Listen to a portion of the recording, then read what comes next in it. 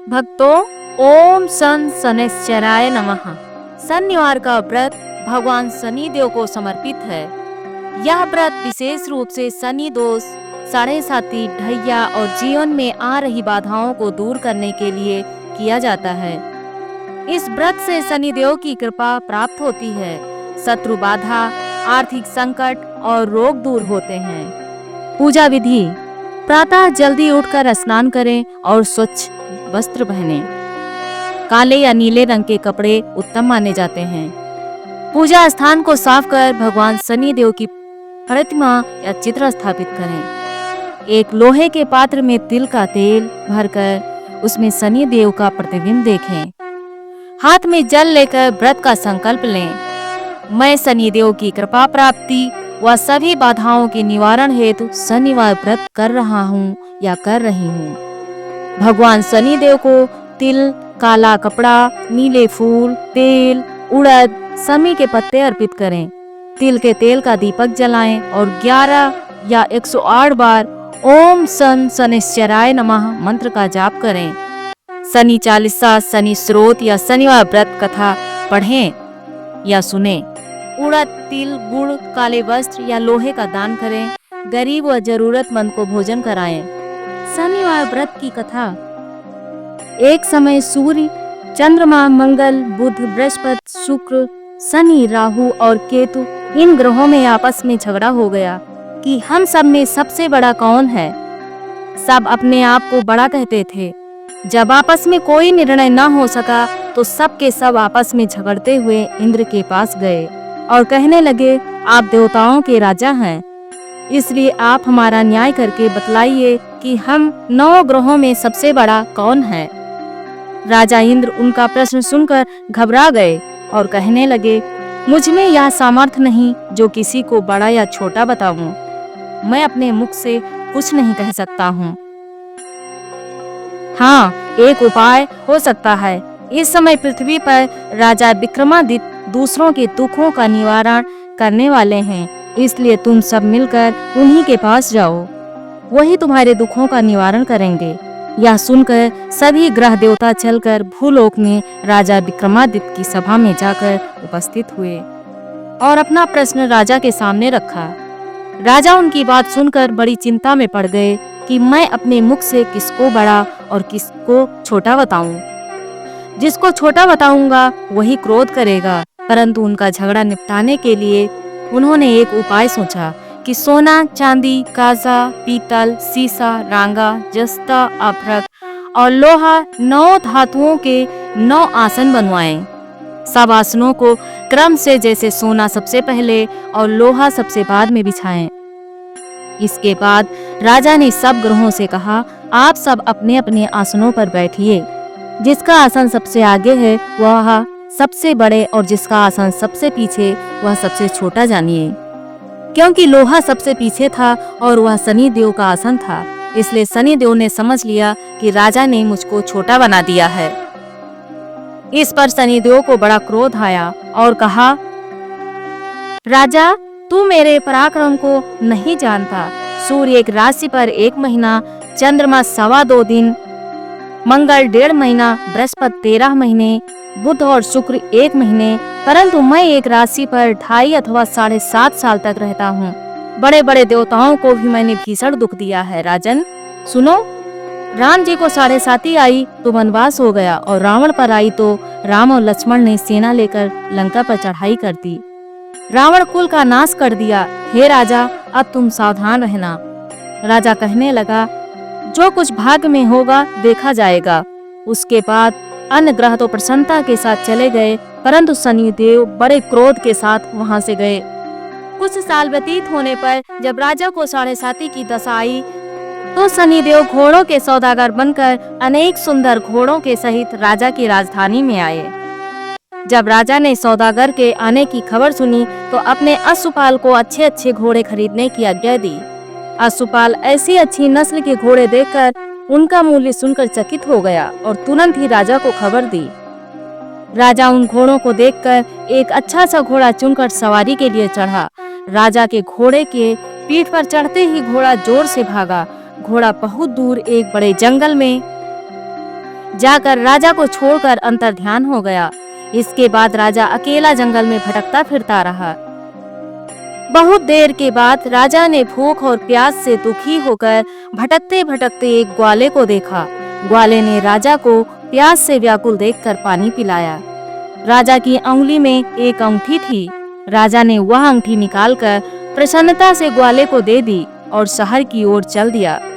राजा शहर में पहुंचकर एक सेठ की दुकान पर जाकर बैठ गया और अपने आप को उज्जैन का रहने वाला तथा अपना नाम वीका बताया। सेठ ने उसको एक कुलनी मनुष्य समझकर जल आदि खिलाया। भाग्यवश उस दिन सेठ की दुकान पर बिक्री बहुत अधिक हुई। तब सेठ उसको भगवान पुरुष समझकर भोजन कराने के लिए अपने साथ ले गया। भोजन करते समय राजा ने आश्चर्य की बात देखी कि खूंटी पर हार लटक रहा है और वह खूंटी उस हार को निगल रही है। भोजन के बाद कमरे में आने पर जब सेठ को कमरे में हार न मिला तो सबने यही निश्चय किया कि सिवाय वीका के और कोई इस कमरे में नहीं आया, अतः अवश्य ही उसी ने हार चोरी किया है। परंतु वीका ने कहा, हार मैंने नहीं लिया है। इस पर 5-7 आदमी इकट्ठे होकर उसको फौजदार के पास लाए।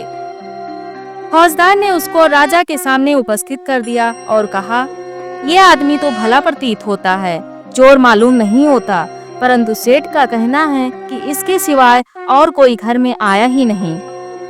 अवश्य ही चोरी इसी ने की है। तब राजा ने आज्ञा दी, इसके हाथ पैर काटकर चौरंगिया किया जाए। राजा की आज्ञा का तुरंत पालन किया गया और वीका के हाथ पैर काट दिए गए। इस प्रकार कुछ काल व्यतीत होने पर एक तेली उसको अपने घर ले गया और कोल्हू पर बिठा दिया। वीका उस पर बैठा हुआ अपनी जबान से बैल हाँकता रहा। शनि की दशा समाप्त हो गई और एक रात को वर्षा ऋतु के समय वह मल्हार राग गाने लगा। उसका गाना सुनकर उस शहर के राजा की कन्या उस राग पर मोहित हो गई और दासी को खबर लाने को भेजा कि शहर में कौन गा रहा है। दासी सारे शहर में फिरती फिरती क्या देखती है कि तेली के घर चौरंगिया राग गा रहा है। दासी ने महल में आकर राजकुमारी को सब वृतांत सुना दिया। बस उसी क्षण राजकुमारी ने अपने मन में यह प्रण कर लिया कि चाहे कुछ हो मुझे उस चौरंगिया के साथ विवाह करना है। प्रातः काल होते ही जब दासी ने राजकुमारी को जगाना चाहा तो राजकुमारी अनशन व्रत लेकर पड़ी रही। तब दासी ने रानी के पास जाकर राजकुमारी के न उठने का वृतांत कहा। रानी ने तुरंत ही वहां जाकर राजकुमारी को जगाया और उसके दुख का कारण पूछा। तो राजकुमारी ने कहा, माँ, मैंने यह प्रण कर लिया है कि तेली के घर में जो चौरंगिया है उसी के साथ विवाह करूंगी। माता ने कहा, पगली, ये क्या बात कह रही है? तेरा किसी देश के राजा के साथ विवाह किया जाएगा। राजकुमारी कहने लगी, माँ, मैं अपना प्राण कभी नहीं तोड़ूंगी। माता ने चिंतित होकर यह बात राजा को बताई। तब राजा ने भी आकर समझाया, मैं अभी देश देशांतर में अपने दूत भेजकर सुयोग्य रूपवान एवं बड़े से बड़े गुणी राजकुमार के साथ तुम्हारा विवाह करूंगा। ऐसी बात तुमको कभी नहीं सोचनी चाहिए। राजकुमारी बोली, पिताजी, मैं अपने प्राण त्याग दूंगी परंतु किसी दूसरे से विवाह नहीं करूंगी। इतना सुनकर राजा ने क्रोध से कहा, यह तेरे भाग्य में ऐसा ही लिखा है तो जैसी तेरी इच्छा हो वैसा ही कर। राजा ने तेली को बुलाकर कहा, तेरे घर में चौरंगिया है, उसके साथ मैं अपनी कन्या का विवाह करना चाहता हूँ। तेली ने कहा, यह कैसे हो सकता है? कहाँ आप हमारे राजा और कहाँ मैं नीच तेली? परंतु राजा ने कहा, भाग्य के लिखे को कोई टाल नहीं सकता। अपने घर जाकर विवाह की तैयारी करो। राजा ने उसी समय तोरण और बंधनवार लगवाकर अपनी राजकुमारी का विवाह चौरंगिया विक्रमादित्य के साथ कर दिया। रात्रि को जब विक्रमादित्य और राजकुमारी महल में सोए तो आधी रात के समय शनिदेव ने विक्रमादित्य को स्वप्न दिया। राजा, कहो मुझको छोटा बतलाकर तुमने कितना दुख उठाया। राजा ने क्षमा मांगी। शनिदेव ने प्रसन्न होकर विक्रमादित्य को हाथ पैर दिए। तब राजा ने कहा, महाराज, मेरी प्रार्थना स्वीकार करें कि जैसा दुख आपने मुझे दिया है ऐसा और किसी को न दें। शनिदेव ने कहा, तुम्हारी यह प्रार्थना स्वीकार है, जो मनुष्य मेरी कथा सुनेगा या कहेगा, उसको मेरी दशा में कभी किसी प्रकार का दुख नहीं होगा। और जो नित्य ही मेरा ध्यान करेगा या चींटियों को आटा डालेगा, उसके सब मनोरथ पूर्ण होंगे। इतना कहकर शनिदेव अपने धाम चले गए। राजकुमारी की आंख खुली और उसने राजा के हाथ पांव देखे तो उसे बड़ा आश्चर्य हुआ। उसको देखकर राजा ने अपना समस्त हाल कहा। मैं उज्जैन का राजा विक्रमादित्य हूँ। ये बात सुनकर राजकुमारी अत्यंत प्रसन्न हुई। प्रातःकाल राजकुमारी से उसकी सखियों ने पूछा तो उसने अपने पति का सारा वृतांत कह सुनाया। तब सबने प्रसन्नता प्रकट की और कहा, ईश्वर ने आपकी मनोकामना पूर्ण कर दी। जब उस सेठ ने यह सुना तो वह विक्रमादित्य के पास आया और राजा विक्रमादित्य के पैरों पर गिरकर क्षमा मांगने लगा। आप पर मैंने चोरी का झूठा आरोप लगाया, अतः आप मुझको जो चाहे दंड दें। राजा ने कहा, मुझ पर शनि देव का कोप था, इसी कारण यह सब दुख मुझको प्राप्त हुआ। इसमें तुम्हारा कोई दोष नहीं है। तुम अपने घर जाकर अपना कार्य करो। सेठ बोला, मुझे तभी शांति मिलेगी जब आप मेरे घर चलकर प्रीतिपूर्वक भोजन करेंगे। राजा ने कहा, जैसी आपकी मर्जी हो वैसा ही करें। सेठ ने अपने घर जाकर अनेक प्रकार के सुंदर भोजन बनवाए और राजा विक्रमादित्य को प्रीत भोज दिया। जिस समय वह भोजन कर रहे थे, एक अत्यंत आश्चर्य की बात सबको दिखाई दी। जो खूंटी पहले हार निगल गई थी, वह अब हार उगल रही है। जब भोजन समाप्त हो गया तो सेठ ने हाथ जोड़कर बहुत सी मोहरें राजा को भेंट की और कहा, मेरे श्री कंवली नाम की एक कन्या है, उसका पाणी ग्रहण आप करें। इसके बाद सेठ ने अपनी कन्या का विवाह राजा के साथ कर दिया और बहुत सा दान दहेज दिया। इस प्रकार कुछ दिनों तक वहां निवास करने के बाद विक्रमादित्य ने शहर के राजा से कहा, अब मेरी इच्छा उज्जैन जाने की है।